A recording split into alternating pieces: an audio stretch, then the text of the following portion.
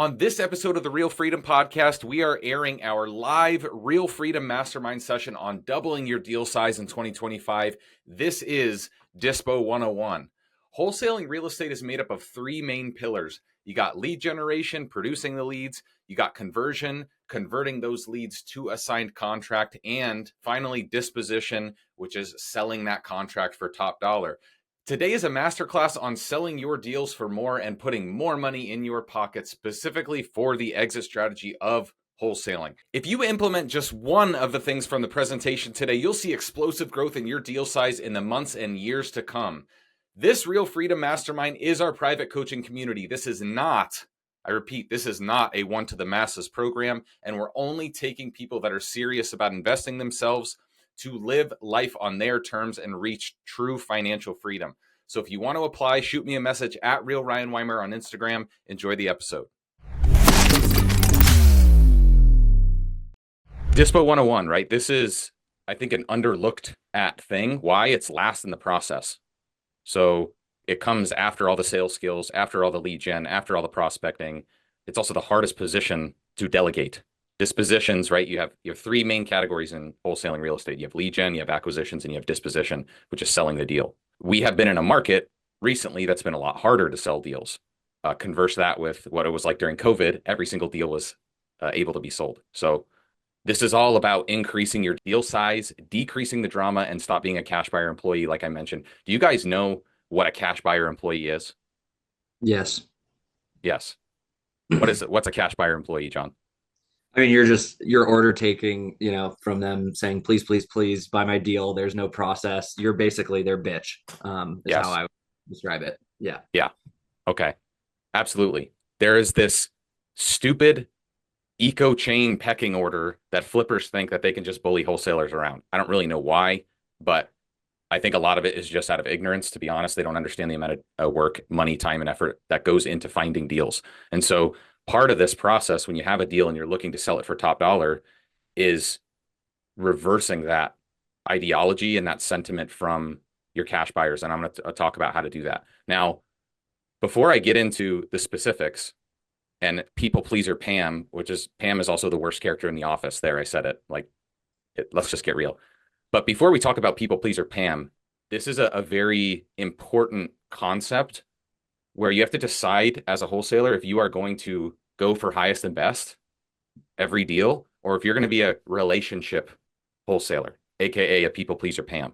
Now, you guys know which one I'm for, right? You wouldn't sell your flip at a discount to other people. So why in the world would you sell your wholesale to buyers at a discount? You wouldn't, right? Or you shouldn't. So let's meet new wholesaler. This is people pleaser Pam, the worst character in the office. Why do most people find themselves in this people pleasing Pam, I guess, persona right when they start out? It really just has to do with a lack of buyers list, right? They don't have many buyers. Maybe they're new. They don't know how this process goes. They're less confident in what they say. They don't set clear expectations. So here are some things that people pleaser Pam does as a new wholesaler. She has 4 or 5 buyers that she gives, quote, a first look for her deals. Pam usually takes the first offer. Pam doesn't go for highest and best because it's, quote, about the relationships. This is a relationship business. Pam lets cash buyers bully her around. When buyers say things like, where do I need to be to get this done today? And what's your highest offer?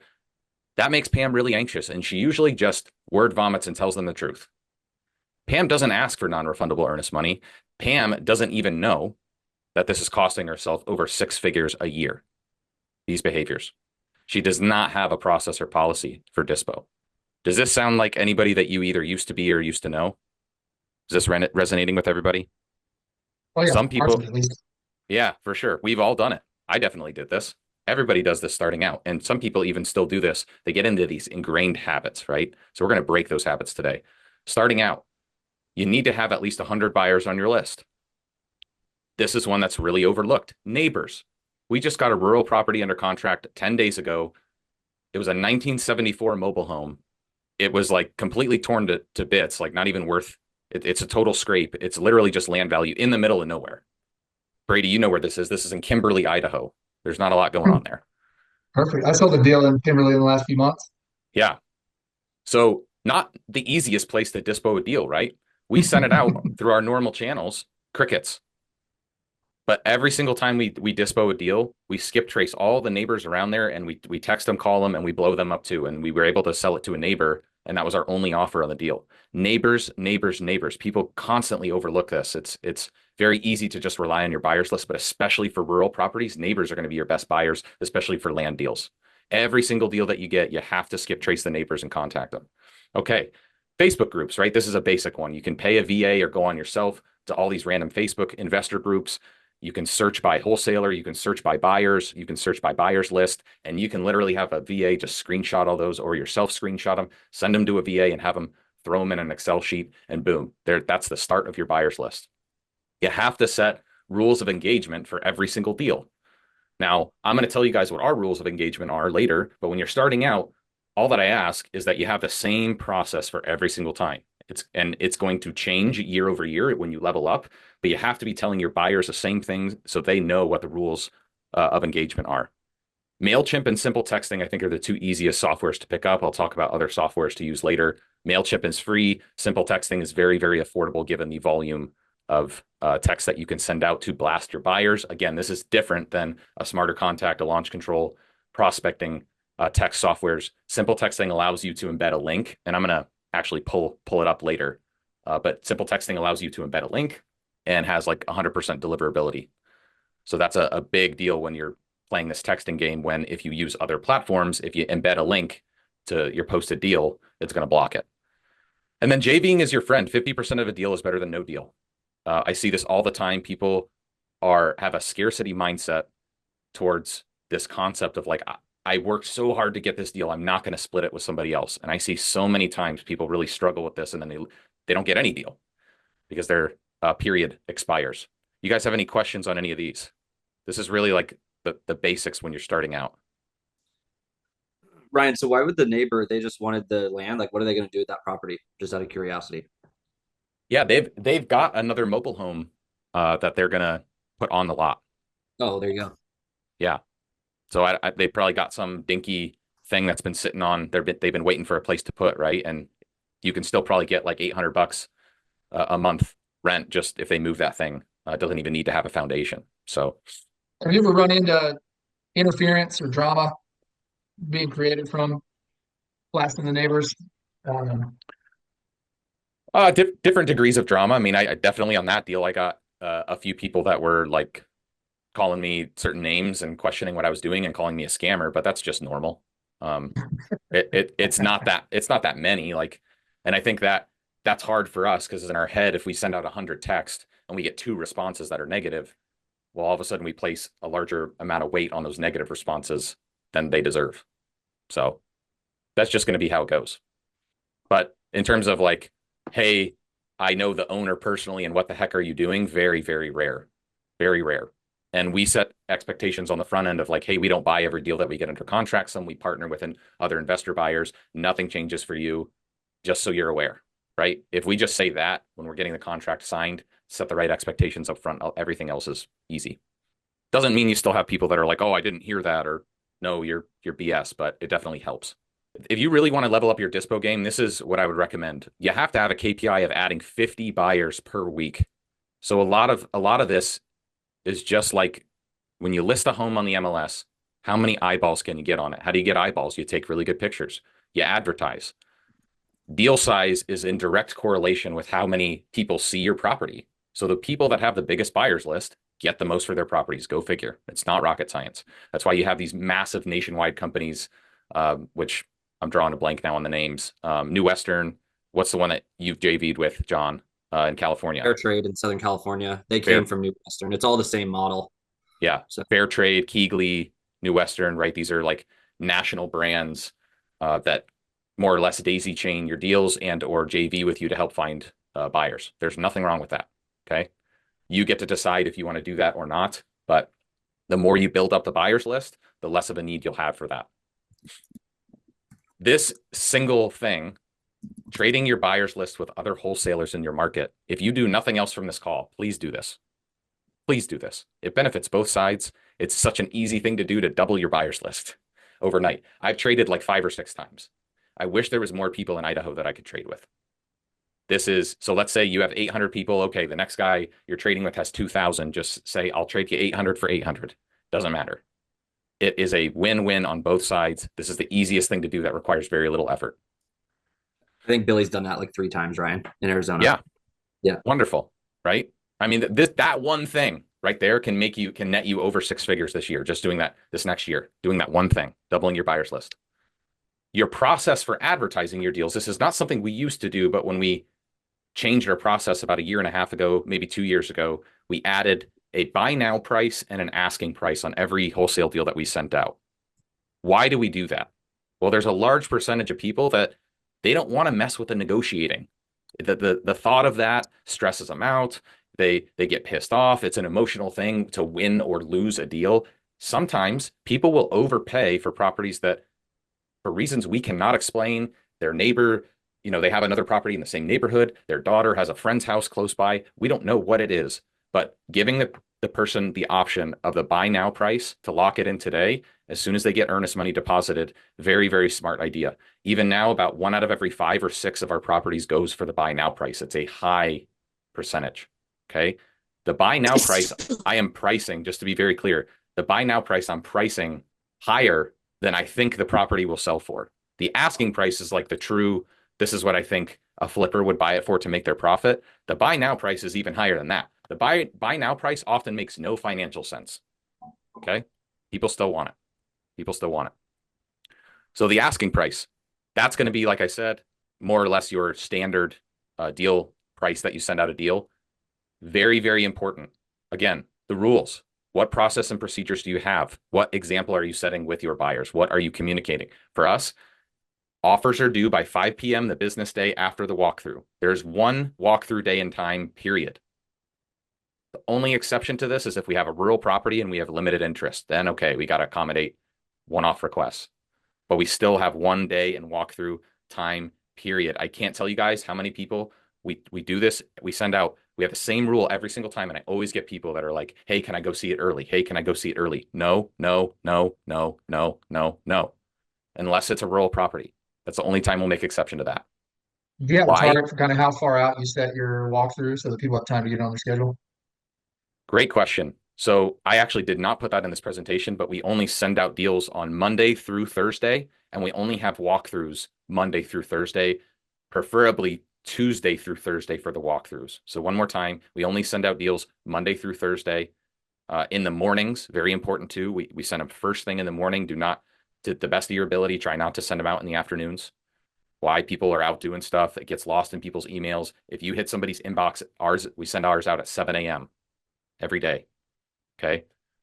Fridays and weekends off limits. And then Mondays just tend to be super hectic for people personally and lots of stuff going on. So we try to have those walkthroughs Tuesday, Wednesday, and Thursday.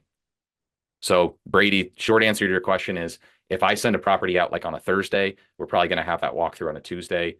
I don't like going less than 48 hours.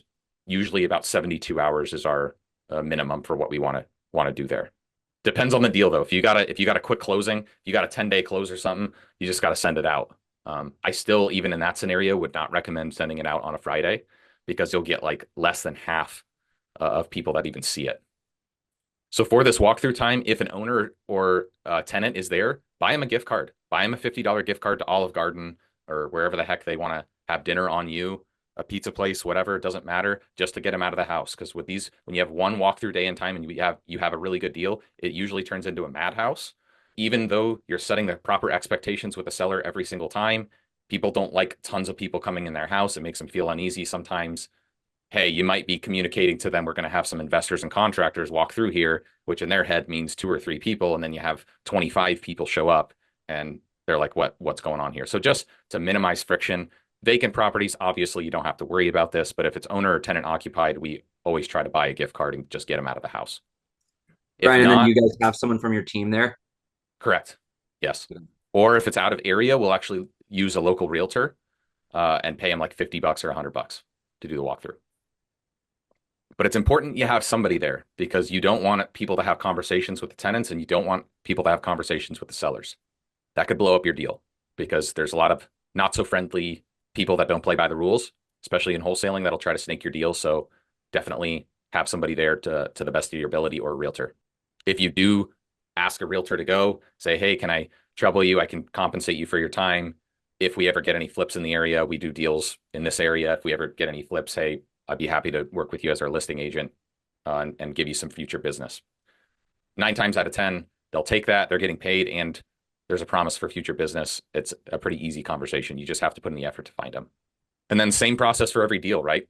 So every single deal, I'm going to show you guys exactly what we say. This is exactly what it looks like. When we send out a deal, we use Investor Lift, but we send out this text. When people inquire about it, they click on the link, they request the address. We're saying, hey, here's the property. I saw you reached out about it. Here's the walkthrough day and time. And this guy submitted an offer right away. He tried to get it right away. Okay. Well, that was not the buy now price. So he made an offer at 170K. The buy now price was 189. So this is exactly what I reply every single time. It gets exhausting, but it's the same answer every time. We have the same rules for every property. We have a buy now price and an asking price. If the buy now price is offered, that's accepted immediately once your earnest money is in.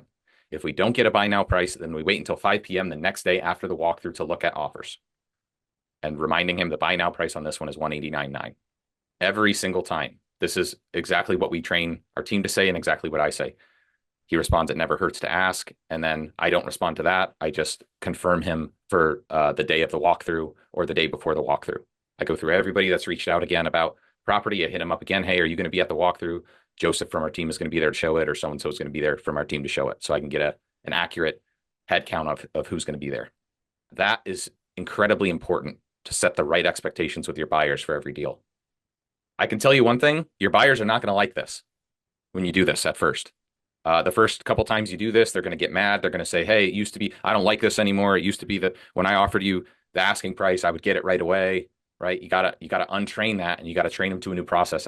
They'll get pissed off for like the next deal, and then they'll come crawling back. Guess what there's more of? Buyers or wholesale deals? More money than deals. A lot more buyers than deals, right? Go ahead, Brady. So how far down to the wire do you let buyers compete? If you've got somebody who signed an offer, but has not yet deposited their earnest money, are you still accepting written offers and telling them to get in the car and hit the gas and race to get their EM in? Or like how far down to the wire are you playing this game? Because you Yep. can create some So, work for yourself for sure if you got people racing it toward the end, I feel like. yep. So in our assignment agreement, and when I reach out to them with hey, your offer's been accepted, I say, before I say, hey, your offer's been accepted, I say, if we accept your offer, are you able to get the $10,000 non-refundable earnest money in tomorrow by 5 p.m.? And then we're looking to close by this date. Can you make that happen? Yes or Wow. no? So So that leave it happens there, before we then you accept. push it back out to whoever's next in line. Yeah. So if Yeah. they say yes, boom, I send over the assignment agreement.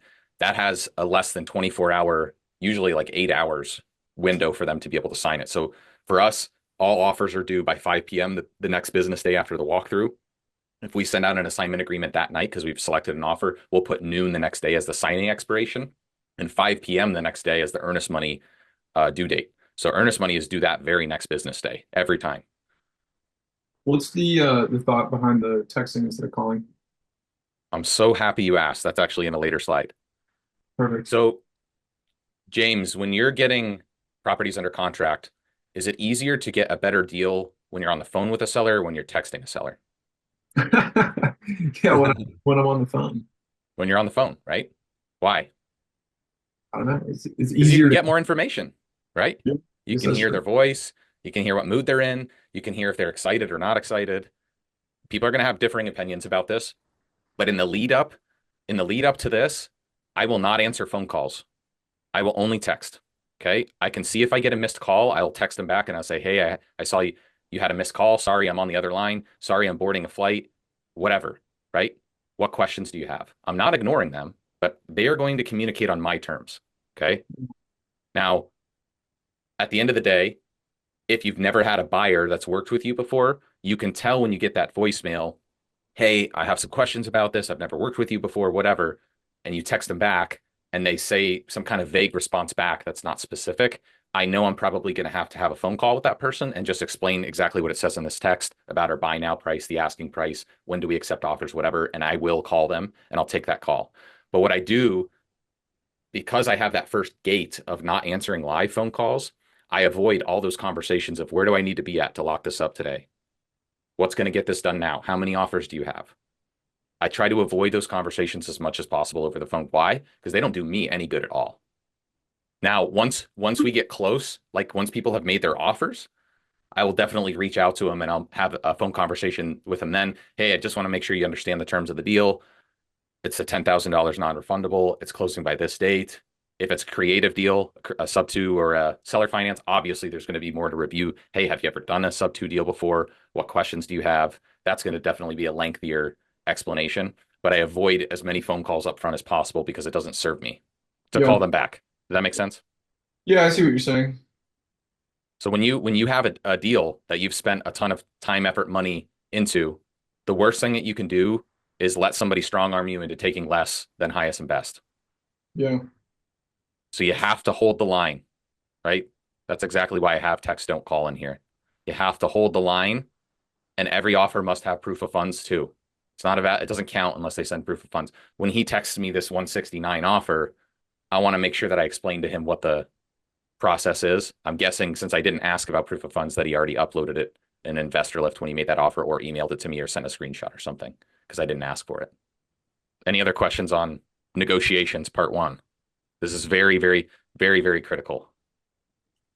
The texting is so important. I will just say that that's happened so many times. If you have a good deal, people just start blowing you up trying to get it right away. So Yep. And it's totally fine, guys. This is not, I'm not saying that out of ego, right? It's very, very important.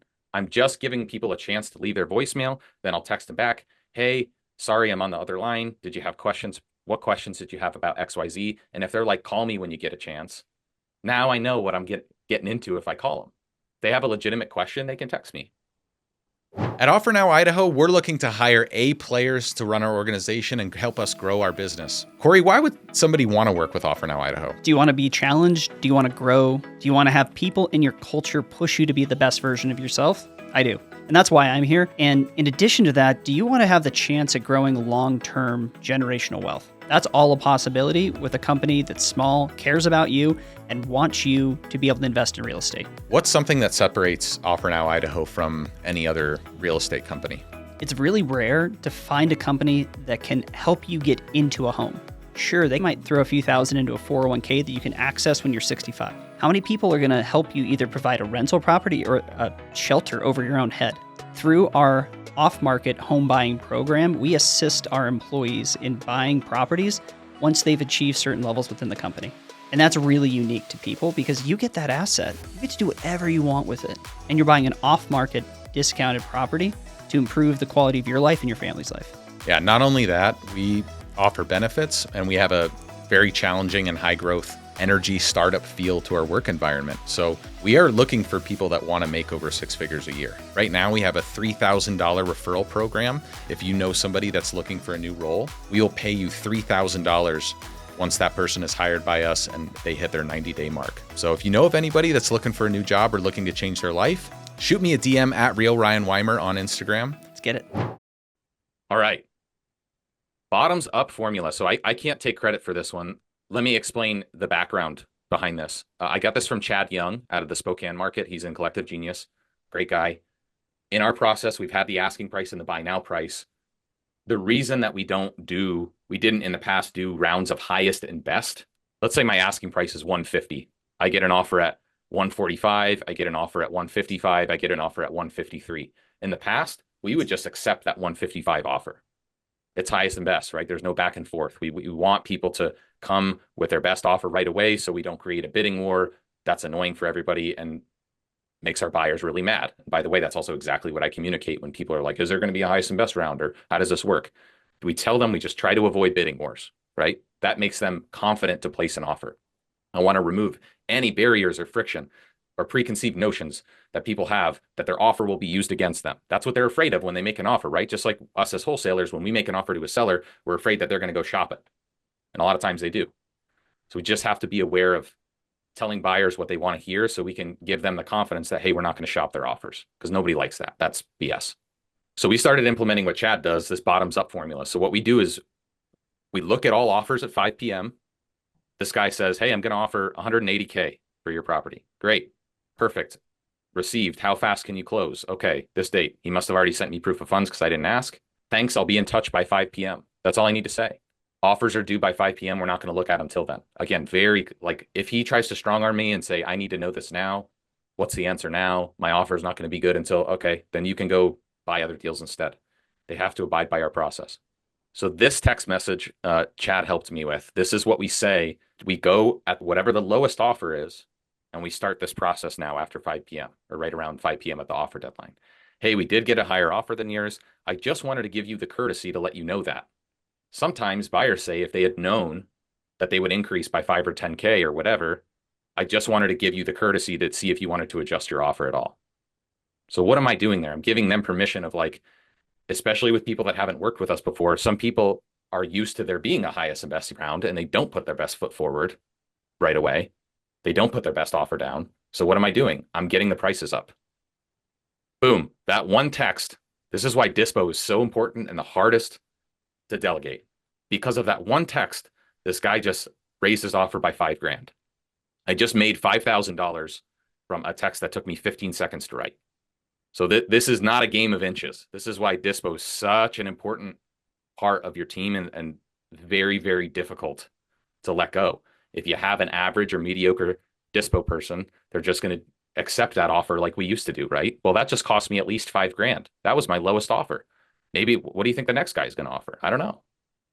Oftentimes we see these deals go up 5, 10, 15, 20K just from these texts. Go ahead, John. You just do that to the lowest one though, because isn't that just making it a bidding war if you're texting everyone that same thing? Yeah, I only text the lowest people this. Yes. Okay. All right. So let's say in this scenario, I had 2 offers at 190. I'm going to go to this guy and say this text, and then I'm going to go to the other 2 guys at 190, and I'm just going to be honest with them and say, hey, this doesn't happen very often, but somebody else offered exactly what you offered. So now we have to do a round of highest and best. What's your final price? I totally understand if you don't want to come up at all. Something like that. Is your buy it now price off the table after you've done a showing? No, it's always on the table. Got it.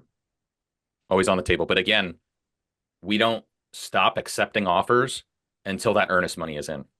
You don't want to be in a situation where, hey, that evening, someone's like, all right, I'll give you the buy now price. You send out the assignment. You tell everybody else that, hey, somebody's offered the buy now price. We're accepting that. And then they either don't sign the assignment agreement or don't get earnest money in on time. Now you're in a kind of a reeling thing, and people are not going to be as interested as that very first time. Go ahead, Brady. I feel like this sales process is harder to train and delegate than an acquisition sales process. I mean, it seems scriptable, it seems templatable, it seems all the same, everything's the same, really. So the question is, why is Dispo harder? Why do you find it to be harder to train and delegate this? Because if you're like people pleaser Pam, and you get, because inevitably you will, as much as you want to stick to text, you will end up having phone conversations with these people. And if somebody says the wrong thing, it can cost you $5,000, $10,000 just saying one thing wrong. There's also a feel element to this where, hey, if it's a buyer that you've worked with before or not, keeping the line tight with somebody that's stringing you along and not being transparent, not depositing earnest money on time, yada, yada, yada. Yeah, so I'm sorry, but you're saying you take an offer, like I typically try to have earnest money in by 5 p.m. that same day. And I feel like people make offers all the time that they don't follow through on. So you're giving them a full 24 hours? Like, because a lot of times the other people are going to back out or find a different deal at that point. So James, are you saying that you get a lot of people that verbally accept or verbally offer you something and then they don't follow through and you accept it? Yes. Okay. That does not happen to us very often. Are they sending proof of funds? Yeah, or they suggest that they are good to move forward at the price. They see it, they know the price, they're like, yep, looks good, we're going to move forward. And then I'm Do like, they sign okay. the assignment agreement on time? No, I would say a lot of times, in a lot of cases, they're not signing the assignment. Okay. So Something weird is happening then when you're accepting that offer of vetting that buyer. So it could be you're not asking them like, hey, have you bought in this area before? What are your plans with the property? Hey, we're going to send you the assignment agreement. You're going to need to sign it by this day and this time. We have multiple offers. Earnest money is due by this day and this time. Yeah. So Like for say me, it one more time. So you send out the assignment. If they sign it, are you telling the other potential buyers, hey, like somebody has signed the assignment? No. not until earnest money is in. No. Okay. So what are you saying? Because there's a 24-hour period where you're like in limbo kind of. Yeah. So we'll send out the assignment agreement that evening or sometimes the next morning. And then we'll tell them if they sign it, then they have until 5 p.m. to deposit earnest money. So I might say something like, hey, we did receive a higher offer, but we're waiting for that earnest money to be deposited. Got it. Okay. So I'll let you know if anything happens. Right. Yeah. And then you have like a backup position type of thing. Yeah. Okay. But it's very rare for us to get a buyer that doesn't sign the assignment agreement because we grill them pretty hard. And every single time we tell them that there's multiple offers. Yeah. Right. Okay. Let's pretend I don't have multiple offers and I'm not going to outright lie. Let's say I have a rural property that's harder to sell. Right. I'm going to use negotiation tactics like, hey, in order for our team to accept this right now, this is what we would need. We need earnest money in by 5 p.m. tomorrow. We need you to sign this by noon. We're going to send out the assignment agreement. Can you close by this day and time? Yes or no? Right. Yeah. Got it. So it's more like process heavy. Yeah. It's just, we're very aggressive isn't necessarily the right word, but we're very forward, right? Like if you want to do this, let's do it. If not, in my head, I'm not going to count on you as a buyer. And a lot of this comes back to, it's the same thing when you're a wholesaler and you don't have an abundance of leads in your database. You try to make every single lead a deal. Yeah. When you don't have a ton of buyers, you end up doing the same thing with your buyers and you like try to find ways to make it work. When really the problem is upstream, you just don't have enough buyers on your buyers list yet. So you don't feel empowered enough to be able to be this confident and this forward. Yeah. To Brady's point, I don't know why level 3 is circled, so ignore that. But this is something that I've shared previously. There's a reason why in this order of hiring and removing yourself out of certain seats and scaling and building yourself up into a company that runs without you and a business that runs without you, Dispo manager is last. So for those that can't see this, right? Level 1, you work in your business. You're every hat. Your admin, your lead gen, your conversion, and your Dispo. Level 2, that's your first hire. That's your virtual assistant. That does all your admin, a lot of your list pulling, maybe your emails, maybe some number crunching, some Excel sorting, that kind of stuff. That's level 2. You do everything else. Level 3 is when you finally outsource your lead generation. You automate some of that. So you're not the person that's, texting or calling all your leads. You're finally getting some lead flow in. Level 4 is when you have that and you start making your first sales hire. But even then in level 3 and level 4 is a lot, like that takes a lot of time. I'm going through these fast for the sake of the information, but the amount of time in between these levels to really get it dialed, and you'll oscillate back and forth based on people quitting, not performing, there's weird stuff that happens in the market, whatever. It's years to get through these levels. It's not something that happens fast. Level 5, you got the virtual assistant, you've outsourced your lead gen, you've outsourced, you're no longer the person closing the deals. Maybe you're still providing support or underwriting to your team. Maybe you still hop on some appointments or calls. Maybe you are experimenting with some other lead channels. You're adding PPC, you're adding some inbound channels, you're adding some other marketing strategies. You're still doing a lot of the marketing. That's level 5. Level 6 is you have everything delegated except Dispo. And then level 7, you mostly work on your business instead of in your business. That's everything delegated. So Brady, I can tell you though, from personal experience, I have had somebody in the Dispo seat before that was not myself. And what I saw all too common is they would not fight for that extra $3,000, that extra $5,000, that extra $1,300. When they got a high offer that was easy, they would just accept it. Why? Because, hey, I'm making 3%, 1%, 5%, whatever your Dispo person is making, and it's not worth it for me to really push it here. Let me just take the sure thing. It's the least amount of work. Boom. That's why. Now, that totally indicates to me that I had the wrong person in the seat. So if you find the right person in the seat, they can absolutely kill it at that. But they have to really fight for every dollar, because with very minimal amount of effort, just sending a couple write text messages, you can get your deal, you can increase your deal size by like 1.5 to 2x just from saying the right things at the right time with buyers. Have you played around at all and had any success with ways of tying compensation to going for this extra 5 to 10% or whatever it is? That I wonder if you found any ways to get creative about tying the Dispo person's income to the squeezing everything out of every deal. Yeah, there's multiple ways to do that. I know some companies tier, like let's say, hey, you get 3% for the total deal profit, but every dollar that you get over the asking price, you get 4%. So that there's things like that you could do to tier their comp plan to really incentivize that behavior. But at the same time, if they say the wrong thing and agree to something with a buyer, all of a sudden you've got a situation you need to decide what to do with. You either need to undo and apologize and fall on the sword, or you need to accept it, which is accepting less. So I'm going to go through a couple case studies. This is one that we did in Greenleaf, which is pretty rural. This was a cold call lead from 2022. It was on our cold list. Our cold bucket is this person said they weren't interested in selling in 2022. They're not even like lukewarm. They didn't even say they were interested at all. But every quarter or every 6 months, we have either our lead managers or our virtual assistants text blast this again and call it again. Why? Because things change. They had sudden health issues. It was a rental property in great condition, 42K assignment fee. This one actually went at the buy now price. Another one, this is a creative finance deal. This one we got a $55,000 assignment fee on. This was a fast home offer PPL lead. A lot of people, both in this Real Freedom group and outside in our masterminds, are having a lot of success with fast home offer. This is pretty rare size of an assignment fee for a creative finance deal. It was a subject to and then seller second position payment. It did not even cash flow as a rental. Did not even cash flow as a rental. It was 25K down to the seller, and then we got a 55K assignment fee on top of that. So the buyer brought roughly 80-ish plus closing costs to close. But the one thing it did have going for it is it had a net 3.3 interest rate, and it also had equity. The total amount owed was about 350. It was worth about 425 to 450. Hey, that guy's bringing 80K. So he's basically paying market value for a low interest rate. Why? Because the place didn't need any work, and this is a really, really good location in Boise. Not a lot of these come up.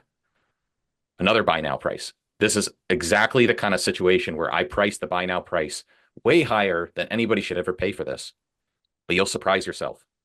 People buy on emotion and justify with logic, right? We can't justify what price somebody is willing to pay for a property. I think this person actually also used an agent, so they paid an agent 10K on top of that. Yeah, they did. Bonkers. So kind of to wrap this up, I think this is either the last slide or there's one after this. This is all mental in your head about what you are willing to accept as a minimum wholesale fee. What's acceptable to you? Is it 5K? Is it 10K? Is it 20K? Is it 30? Is it 50? I can tell you guys, once we started measuring this, our average deal size went from 22, 23, all the way up to 27.5. And right now we're trending at 31 for this quarter, which is like, this is the worst time to sell properties as well. So this comes down to like, when you're underwriting a deal, what are you willing to accept and sign a property for? Because a 5K deal takes just as much time as a 50K deal. And a lot of times those smaller deals, they have much more difficult sellers, much more red tape, much more hoops to jump through. We've all had those huge spread deals that went super smooth. And then the ones where you're scraping a few $1,000 that just consume all your time. We cannot allow ourselves and our team to be bogged down with those. Now, you don't always know. That's part of this. You don't always know. But ever since we started measuring our average deal size and make it a quarterly KPI, now there's intention of, hey, our KPI is 27.5. We have to make at least 27.5 on this deal. That's what we need to get it at. Sure, at the last moment, if we're off by 5K, yeah, we'll sign it. But this thought process and this mindset cascaded down to your team is like, we don't do small deals. I can tell you this is very much easier said than done, and liquidity is your magic secret weapon here. If you have liquidity in the bank, if you have money sitting around, you feel empowered to say no to small deals. You really start to level up your organization because you only focus on the people that need to sell, that need the most help, aka your biggest profits. So liquidity is really this under talked about, under appreciated thing that really gives you that leverage and foundation to say no to small deals. James, you and I have talked about this. What have you seen in your company, in your business? What's changed? Do you guys still accept small deals? No, so we underwrite differently, right? Like we underwrite making 25 grand every time. We're not like, like can we make 10 here? Like we're really only making an offer. We think that we can make 25. And so sometimes it's way above that. And if it happens to be less than that, at least we're still netting like 15 or 20. So our average, we're at like 19 and a half right now. It is weighted, like there have been some smaller deals. I've noticed too that like sub two deals are harder to get larger assignments on. That's Yep. been a challenge for us. So like deciding whether or not to wholesale it or to wrap it has been kind of something I'm thinking about. But like, yeah, it's been harder to get more than like a 20 grand assignment on a sub two. 100%. Yeah, there's only so much, right? You limit your exit strategies with a sub two deal because most of them have no equity, which is why they're selling sub two. So an investor is only going to buy that if they can cash flow or if they're okay breaking even or something like that, right? You can wholesale to owner occupants, but then you got Dodd-Frank compliance, and that's not always a straightforward thing because you're dealing with people that may or may not have proof of funds or money and that kind of thing. But my question to you, James, is okay, 25K is the minimum you're willing to take. Why? Yeah, like you said, I mean, it takes the same amount of effort to do a small deal or a big one. Like I literally cut out a whole market. I cut out Pueblo, Colorado, because the home values are lower, and so the assignments were lower. And so we're spinning our wheels. It takes just as much effort to do a deal there as it does in Denver, where we'll make 30 grand on an assignment. They do have some good green chili though. That is true. That is true. So why not 30? Why not decide on 30? Yeah. I feel like we'd be giving up deals. Like the higher you go, the risk you run is that you're giving up deals, right? Because someone out there is willing to make 5 or 10 grand. And so like 25 is not too far off, and we're honestly just better negotiators than most people in our market.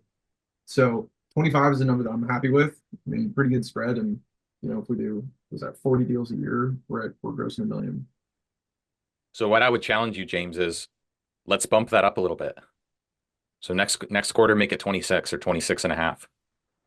Yeah. So you don't want to make these large jumps or changes for your team just for the sake of making it bigger. But what would an extra $1,500 a deal do for you guys? Yeah. I think too, like on the Dispo side, I don't think I've done a lot of tweaking there. And like our process is not super formalized, like in the way that we communicate with people. I think that's a big takeaway here for sure. Yeah. And also doing things like inspections on houses has also made a huge difference. Like we've had an amazing ROI on that type of thing too. Love that. So next week, I'm actually going to have Corey come on and talk about renegotiations I because love he's it. a wizard. That's a whole separate thing. But also, James, what you're doing when you're measuring this average deal size, you're making it a quarterly objective. You're talking about it frequently, and you're saying to the team, hey, let's level up and do 26 and a half. You're also empowering them to negotiate harder. Mhm. And it doesn't even need to be. This is the common salesperson thing, just like it is in Dispo. I've got a bird in hand. Let me just accept it. How often in our business, I can tell you this almost never happens, and we're really working at changing this mindset. But like, how do we fight for every dollar? How do we fight for every inch? Hey, the seller wants 180. How do we come in at 178, $293? That stuff matters. It also helps prevent seller remorse because they feel like they've gotten every last dollar that they can, right? But it's those little things that have a huge impact on your business and your bottom line.